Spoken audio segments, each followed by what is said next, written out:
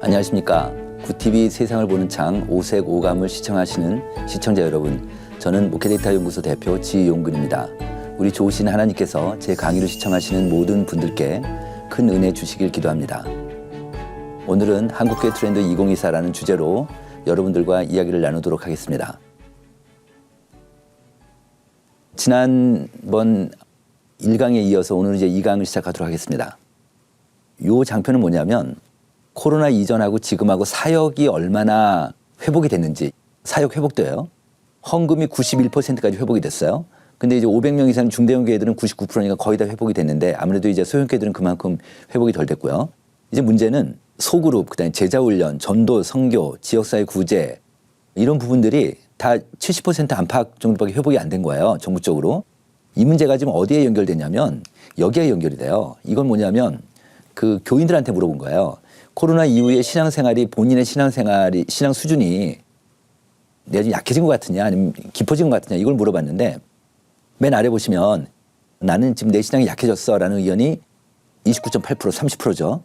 그냥 깊어진 것 같아가 16% 정도 되니까 2배 차이 나죠. 그러니까 우리나라 교인들이 지금 코로나 이미 다시 회복이 됐음에도 불구하고 현재 지금 코로나 전보다는 자기 신앙이 약해졌다는 사람이 더 많은 거예요. 근데 그 이유가 저는 이거라고 봤어요. 왜냐하면 한국 교인들의 특징을 하나 잠깐 말씀드려보면 한국 교인들은 교회 와서 예배 드리고 목사님 설교 듣고 축도 받고 끝나고 교인들하고 식사하고 교제 나누고 뭐 소그룹하고 교회 봉사하고 교회에 나가기 전까지가 신앙생활이에요. 어떻게 보면. 저희는 일터 신앙이라든지 가정 신앙이 아주 약한 나라거든요. 그러다 보니까 교회 안에서의 신앙생활이 되게 중요한데 그게 지금 코로나 이후에 많은 활동들이 줄어들었거나 없어졌거나 그런 이제 그 활동들이 없어지니까 줄어드니까 그만큼 교인들의 신앙이 떨어졌다고 본인들이 생각하는 거죠. 그걸 보면 그래서 여기서 보면은 신앙 수준이 만약에 한국 교인들의 신앙 수준이 떨어지게 되면은 이게 여러 가지 연쇄적인 효과가 있는데 뭐 그러니까 그 영향들이 있는데 뭐 헌금 떨어지게 되고 헌신자료 줄어들게 되고 그다음에 이제 그냥 사역 떨어지게 되고 여러 가지 것들이 이제 문제가 되지 않겠습니까? 그런 측면에서 보면 목사님들이나 교회 리더분들이 이 교회 사역을 의지적으로 계속 끌어올리는 것이 굉장히 중요하다는데 어쨌든 그렇게 중요한데 지금까지 보면 아직 100%가 안 돼 있으니까 이걸 지금 한국교회가 가장 지금 시급한 과제가 아닌가 이렇게 좀 생각이 듭니다. 네, 또 보겠습니다. 이번에는 이제 교회 관련된 건데요. 이걸 보면은 통합교단인데요. 이 교단을 보면은 그 2010년도하고 22년도 교회 숫자를 갖고 한 비교표를 만들어 본 거예요. 보면은 2010년도에는 이 교단이 8,100개 정도 있었고 2022년도에는 9,400개 정도 있어서 한 16% 정도가 증가가 됐어요. 그런데 30명 이하 교회를 보면 86%가 늘었어요. 그죠? 그 다음에 30일에서 50명까지 교인 수가 30일에서 50명까지는 21%가 늘고 그 다음에 51명부터 보면 맨 오른쪽 증가한 보십시오. 모조리 마이너스죠? 이게 한국교회가 정확히 얘기한다면 양극화가 아닌 거예요. 양극화는 잘 되는 교회는 잘 되고 안 되는 교회는 안 되는 게 양극화인데 이건 모조리 다 위에 교회 다 떨어지고 밑으로만 다 쏠려버리는 그런 현상이잖아요. 그래서 이걸 저희가 표현할 때 하향 편중하다. 하향 편중화. 밑으로만 지금 편중화된다. 이런 현상이 있으니까 자 볼게요. 30명 이하 교회가 지금 한국교회 전체적으로 보면은 86%가 늘었다만 한국교회 전체적으로 본다면 86%가 늘었다는 거는 굉장히 많이 는 건데 이 안에서 목회자 부부만 있고 교인이 없는 교회가 있을 거 아니에요. 그다음에 교인이 몇 명밖에 없고, 그러니까 그 활동하지 않는 어떻게 보면 이제 그 활동하지 않는 그런 교회들이 꽤 많을 거라고 저희가 그렇게 좀 유추하고 있습니다. 지금 그런 상태고 그다음에 또 하나 이제 목회자들한테 물어봤더니 우리 교회는 5년 이내에 위기가 도래할 것 같아라고 생각하는 목사님들이 한 13%가 돼요. 그러니까 우리나라 교회가 한 5만 개 정도 된다고 하면 13%면 한 6천 개가 넘지 않습니까? 그러면 어떻게 됩니까? 그러면은 뭐 5년 이내에 거의 뭐 교회 문을 닫을 지경까지 있는 교회들이 이렇게 많아진다. 이렇게 해서 그러니까 어쨌든 한국계 상황으로 보면은 지금 현재로서는 되게 많이 좋지 않다. 이렇게 좀 말씀드릴 수 있고요. 아까 저희가 지난번 1강 때 말씀드린 거 요 표 똑같은 표인데요.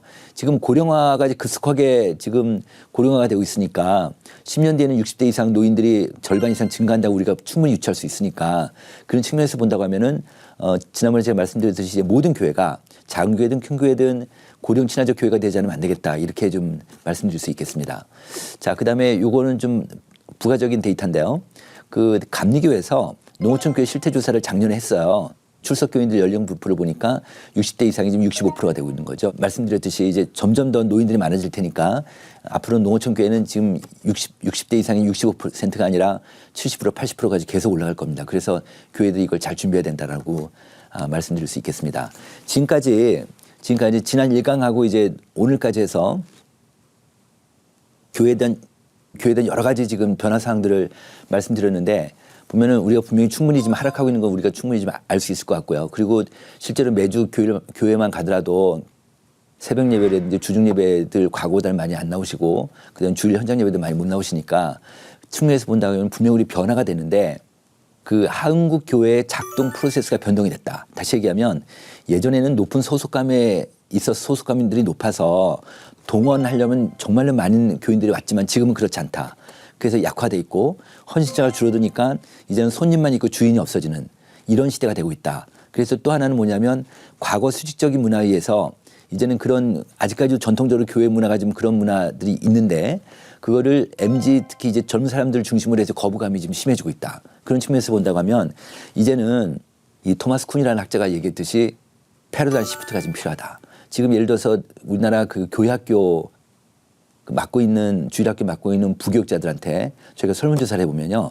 지금 하고 있는 전통적인 교회 교육 방식에 대해서 어떠냐 그러면은 바꾸지 않으면 안 된다. 이 방식으로 안 된다라고 생각하는 부교육자들이 80%가 넘어요. 그 정도로 이제는 패러다임을 바꾸는 게 되게 중요하겠다라는 건데 그래서 그 말씀을 좀 드리고 싶습니다.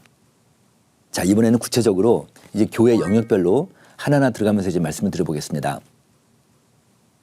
지난 1강 때 말씀드렸지만 전체적으로 이제 상공사공이 약해져 있다. 상공사공은 저희가 사실은 상공사공을 잘 몰랐어요. 그러니까 코로나 전에는 몰랐다가 이제 코로나 후에 계속 데이터를 보니까 상공사공들이 쭉쭉 빠지는 거예요. 아, 이거 문제겠구나. 그래서 이제 저희가 상공사공들을 리서치를 하게 됐습니다. 그러니까 상공사공 크리스찬들을 그 리서치한 결과입니다. 볼게요.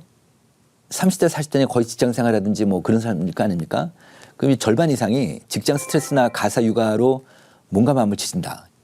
그러니까 직장 스트레스가 심하고 이제는 뭐 작은 중소기업들도 다 성과 측정을 하고 그러니까 되게 스트레스가 심하죠. 그다음에 또 하나는 이제 아이를 하나 낳더라도 이게 요즘 젊은 사람들은 같이 키우잖아요. 저희 때만 해도 이제 저는 그냥 남편 아빠는 일하고 엄마가 아이를 키우고 이런 것들이 다 고정관념화 돼 있다면 지금은 안 그렇죠. 지금은 젊은 부부가 제가 이제 아들이 하나 있는데 아들 며느리 생활하는 걸 보면 아이가 하나 있거든요. 그 아이 하나 때문에 어쩔 줄을 몰라 해요. 같이 키우는데도 너무 힘들어하니까 그게 이제 몸과 마음이 지치는데 이런 직장 생활이나 또 이제 가정에서 또 요즘 이제 남편들도 이제 뭐 요리도 많이 가정 가사 일도 같이 많이 하니까 이런 것들이 되게 힘든데 이게 신앙적으로는 긍정적인 영향이 아니라 부정적인 영향을 끼친다는 거예요. 본인들한테 물어보니까 나는 이게 이런 생활에 대한 스트레스가 나는 신앙생활에 별 문제 없다라는 사람도 있지만 부정적인 영향을 끼친다는 젊은 사람들 이 30대 40대가 거의 30%가 넘는 거예요. 그래서 두 번째 보시면 그래서 이제 이들이 이제 교회를 잘 못 나가게 되니까 하나님을 믿지만 그리스도를 잘 모르겠다고 생각하는 친구들이 34%나 되는 거예요. 세상에 이 지금 자기가 크리스찬인데도 불구하고 하나님을 믿는데 자기는 그리스도를 잘 모르겠다고 생각하는 3명 중에 1명 정도가 상호상호 여기에 걸려 있다. 이런 거예요. 그리고 또 하나는 이제 현장 예배 이탈률인데 그러니까 과거에 현장 예배 나오다가 지금 이제 주일 예배 안 나오고 교회 안 나오고 온라인 예배 드리거나 또 어디 뭐 놀러 가거나 이런 친구들이 43%나 된다. 그러니까 전체적으로 신앙 수준이 좀 약해져 있다는 게 이게 지금 큰 문제고요. 근데 이게 이들의 문제뿐 아니라 이들의 자녀까지도 문제가 된다. 그러니까 지금 상공사공들이면은 이들의 이제 아들, 딸들이 다 교회 학교 아이들 텐데 지금은 가족 종교 시대라고 합니다. 지금 예를 들면요.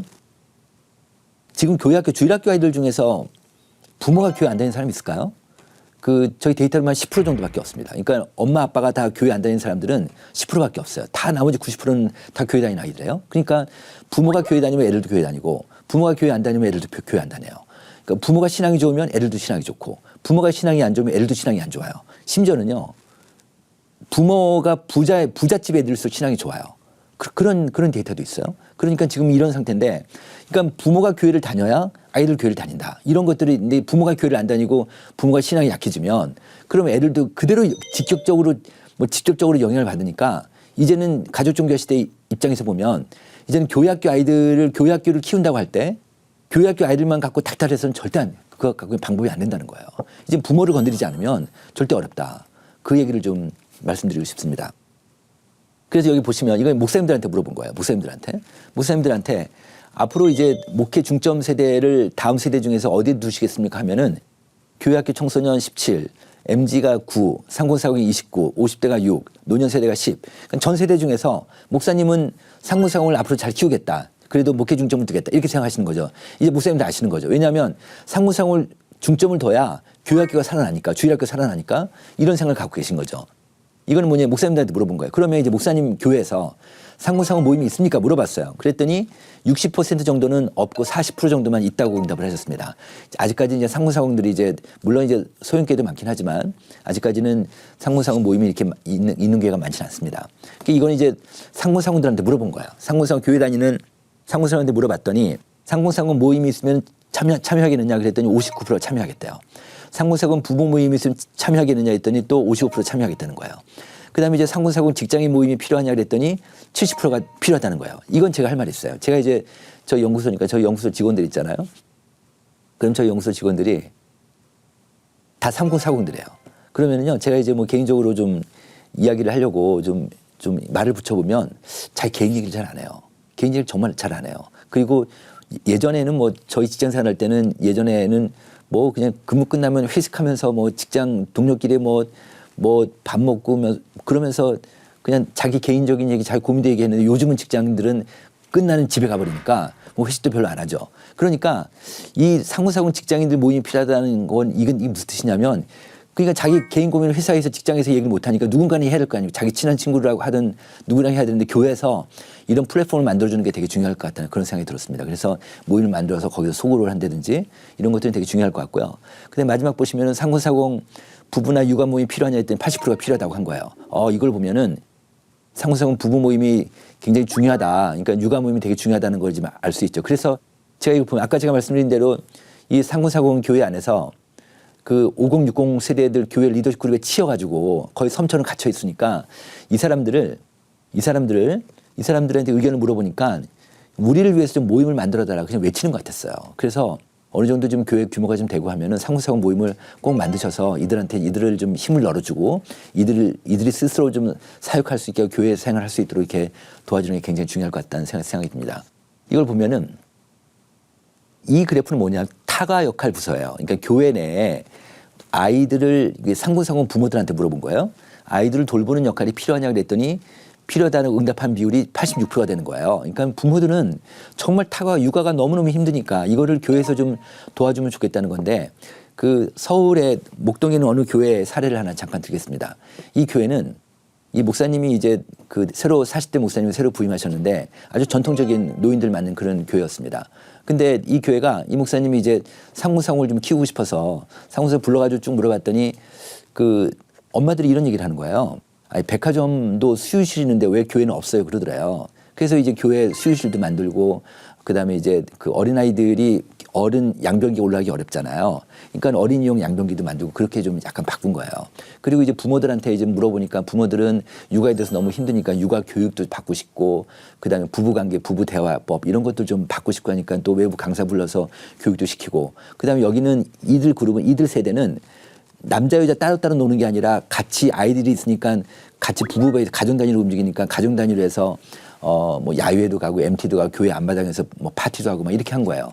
그렇게 하면서 또 결정적으로는 뭐냐면 이들을 상무사공들을 지역별 교구에서 빼냈어요. 빼내가지고 상무사공 교구만 따로 만든 거예요. 그래서 이 안에서 자기네끼리 이제 부부 가정 단위로 해서 소그룹을 하게 하고 이렇게 됐는데 결정적으로 이 그래프 이 내용이었습니다. 이게 뭐였냐면 교회 권사님들 중에서 좀 무료한 권사님들 좀 관심 있는 권사님들을 뽑아가지고 아이들 돌봄 팀을 만든 거예요. 아이들 돌봄 팀을 만들어가지고 그래서 부모가 교회 들어올 때 아이를 데리고 오면 아이를 권사님한테 맡기고 부부가 같이 예배드리고 부부가 같이 밥 먹고 교회 교제 나누고 그리고 집에 갈 때 애를 데리고 가는 그런 시스템을 교회가 만든 거예요. 그래서 이거를 처음 하는 날 처음 하는 날 그 엄마가 이제 아이를 권사님한테 맡기고 이제 같이 부부가 예배를 드리는데 사실 엄마 입장에서 보면은 애가 있는데 어떻게 부부끼리 예배를 드립니까? 한 번도 그런 그러지 않다가 이제 부부가 같이 예배 드리고 또 아이 없이 또 밥을 같이 먹고 근데 그날은 교회 식당에서 이제 간단한 이벤트를 했대요. 그래서 엄마 아빠 앞에 앉아서 교회 앞에 촛불 켜놓고 뭐 이렇게 간단한 이벤트를 했나 봐요. 근데 그날 엄마들이 거의 대부분이 울었다는 거예요. 엄마들이 너무 고마워서 자기가 정말 아이 때문에 너무 힘든데 교회에서 해줘서. 근데 이게 소문이 난 거예요. 소문이 나가지고 목동 지역에 있는 그 지역에 있는 그 상고사고 부모들이 이 교회를 몰려든 거예요. 그래가지고 이 교회가 지금 교인 수가 1,100명, 1,200명인데 상고사고만 700명이 넘는 교회가 된 거예요. 그러다 보니까 교회 학교 아이들이 주일학교 아이들이 바글바글 한 거죠. 그리고 이제 상고사원들이 다 교회 사역팀으로 다 들어가서 사역을 하니까 교회 에너지가 굉장히 높은 교회가 됐습니다. 그래서 상고사원이 앞으로 점점 더 중요해질 수 있겠다는 생각이 들어서 그 말씀 드립니다. 자, 이번에 이제 주일학교 말씀을 드리겠습니다.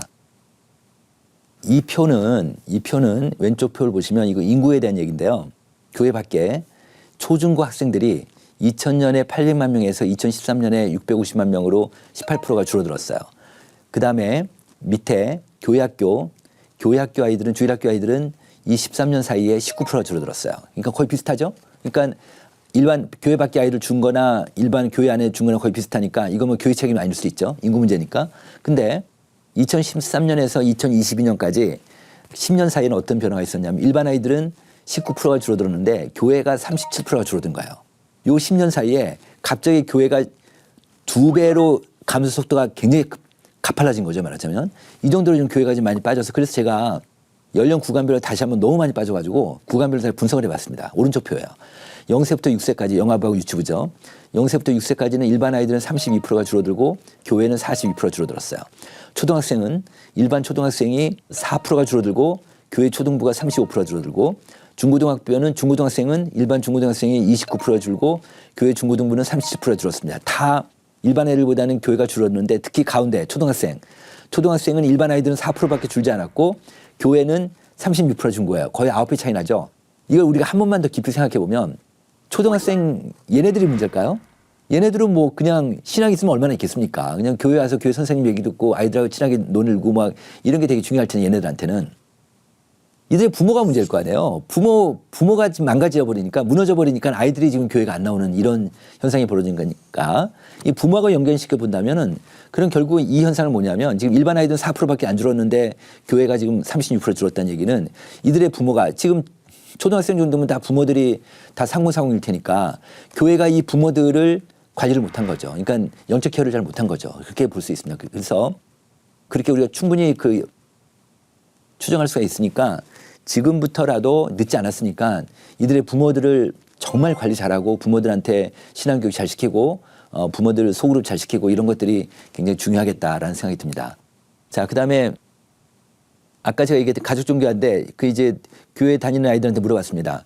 교회 언제 처음 나왔냐 물어봤더니 모태신앙이 60%, 초등학교 이전이 20%니까 한 80% 정도 부모 손에 이끌려서 나온 애들이죠. 그 정도 이제 부모한테 영향이 큰 건데 그래서 그 아이들한테 물어봤습니다.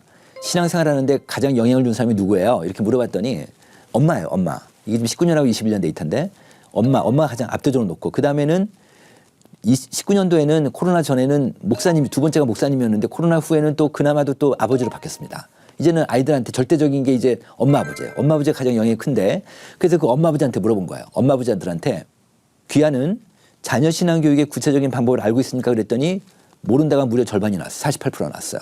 이 얘기는 우리한테 시사하는 바가 커요. 그러니까 자기가 아이가 있고 자기는 교회를 다니는데 자기 신앙교육을 그 아이들 신앙교육하는 걸 방법을 모르겠다는 거예요. 그게 절반이 되고. 그래서 이제는 귀하가 다니는 교회로부터 자녀 신앙교육 훈련을 받은 적이 있습니까?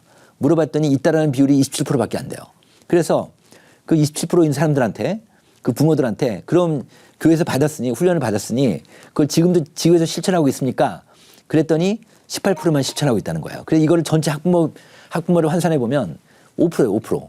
이 데이터가 맞다면은 한국교회 전체적으로 보면은 지금 집에서 지금 애들 신앙교육 시키고 있지 않은 집이 95% 된다는 거잖아요. 근데요, 잠깐 볼게요. 교회 들어오는 아이들 있잖아요. 그러니까 주일날 교회 들어오는 아이들 요즘은 보통 이제 엄마 아빠 차 타고 왔다 엄마 아빠 차 타고 가는데 그러니까 요즘 보면은 그 주일학교가 없는 교회들이 많잖아요. 그러니까 특히 소형교회들이 많으니까 그런 경우는 엄마 아빠랑 같이 교회 와서 같이 어른 예배 드리고 하니까 아이들한테는 어른 예배가 안 맞을 수도 있잖아요.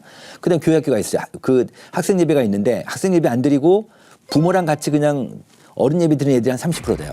그다음에 학생 예배 드리는데 학생 예배는 드리되 공강 공부 안 하고 도망가는 애들이 또 한 20% 돼요. 그러니까 이렇게 본다고 하면 지금 한국 중고생들 지금 교회 학교 아이들이 지금 교회 와서 신앙생활하는 걸 한번 여러분들이 관찰해 보십시오. 그러니까 교회 목사님이나 교회 리더분들이 한번 한 아이를 딱 찍어가지고 교회 올 때부터 나갈 때까지 한번 관찰해 보십시오. 그럼 얘네들이요 거의 교회에서 신앙생활 하기가 쉽지 않아요. 이런 상태에서 집에서도 안 되고 하니까 그건 다음 세대 어떻게 될까요? 다음 세대 같은 거 보면은 그럼 그래서 제 생각에는 얘네들이 지금 부모 신앙은 지금 있으니까 부모 신앙은 이해는 받겠지만 기독교 신앙은 어쨌든 마음속에 잔재하고 있는데 그래서 훈련도 안 받고 교회에 그냥 너미널 크리스찬으로 명목상 크리스찬으로 남아있는다 하면 결국은 다음 세대 가면 가난한 성도가 정말 많아지겠다. 지금 유럽 기독교인들이 전체 유럽 인구 중에 한 70% 되거든요.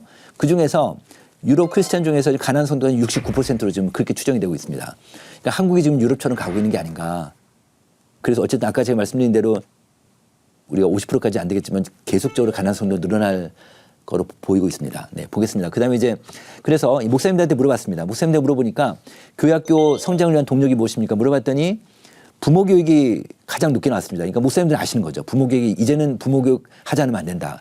이런 건데 또 하나 중요한 건 뭐냐면 이제 교회와 이제 교회학교 교육을 위해서 노예가 어떤 지원을 했으면 좋겠습니까? 하고 이제 목사님께 물어봤더니 교회하고 가정 연계 신앙 교육이 되게 중요하다. 그러니까 가정하고 학생하고 이 교회하고 이 삼각관계를 굉장히 유지를 이제 앞으로 잘해야겠다. 이걸 보면 19년하고 21년 데이터인데 학생들한테 물어본 거예요.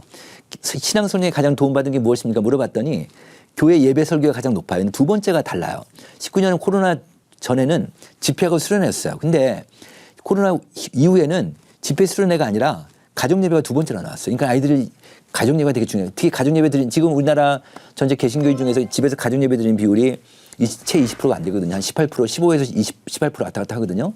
그 정도밖에 안 되니까 여기 응답한 애들은 그런 가정예배 드리는 집일 거 아니에요. 그러니까 특히 상공사공들, 교회학교 아이들이 있는 집에 있는 가정예배를 굉장히 집중해서 좀 잘 관리하시는 게 좋겠다는 생각이 듭니다. 자, 이거 볼게요. 1919년도에 목사집법이라는 책이 있어요. 곽한윤이라는 분이 쓴 책인데 이게 한국성교 초기잖아요. 이 책을 보면은 이런 내용이 나와요. 주일학교는 그 부모의 가르치는 것을 보충하는 것이니 부모가 그 책임을 내려놓고 그 선생에 다할 수 없느니라. 이걸 보면 교회학교, 주일학교는 누가 가르치라는 거예요? 교회예요, 부모예요? 이 책에 보면은 부모예요, 부모. 근데 이 당시에 한국선교 초기니까 뭐 한국교회가 뭐 교회수도 많지 않고 기독교 인구도 많지 않을 텐데 이때가 1919년도니까 한국 기독교 인구가 3% 뭐 2%밖에 안 될 때였습니다. 그때 교회도 많지 않았을 거 아니에요? 그때 이런 문장이 나왔다는 거는 한국교회 설교 강단에서 이런 얘기들을 많이 얘기했다는 건데 지금은 어렵죠. 지금 하다가 여기까지 온 건데 하다가 지금 부모가 지금 신앙교육 지금 부모들 입장에서는 신앙교육은 세상 공부는 학원, 신앙 공부는 교회 이렇게 생각하고 있단 말이에요. 그러니까 이거를 부모가 다시 갖고 온다. 이건 그야말로 패러다임을 바꾸는 것이다. 패러다임 시프트다. 그러니까 새로운 패러다임을 바꾸는데 우리 교회가 이걸 할 수 있겠는가? 이걸 한번 각 교회 지도자들이 좀 생각했으면 좋겠는데 그러려면 이제 부모 교육 시켜야 되는데 지금 면접 그래프는 목사님들한테 물어본 거예요. 성인 교육을 목사님 교회에서 얼마나 하고 있습니까? 했더니 부족하다가 79%예요. 그러니까 한국교회 전체적으로 교회 학교 말고 성인 교육이 한 10개 중에 8개 교회는 잘 못하고 있는 거예요. 지금 현상은 그렇다는 거예요. 그래서 이제 부모한테 물어봤습니다.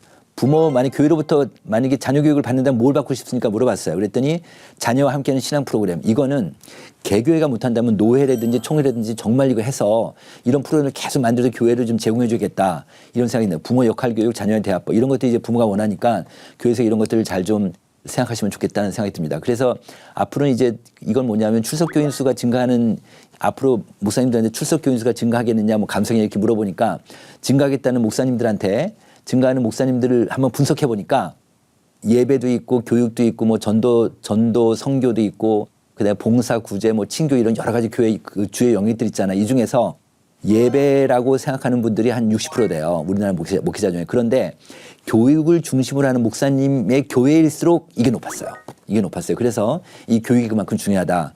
그러니까 교육은 비영리 단체, 우리가 교회도 비영리잖아요. A부터 Z까지 정말 교인들이 귀가 따갑도록 교육을 시키는 게 굉장히 중요하다. 이런 말씀 드리고 싶습니다. 이번 이 강은 여기까지 마치겠습니다. 고맙습니다. 하나님의 말씀으로 세상을 이해하고 바라보는 마음의 창이 여러분 안에 열리기를 소망하며 이 시간 마치겠습니다. 감사합니다.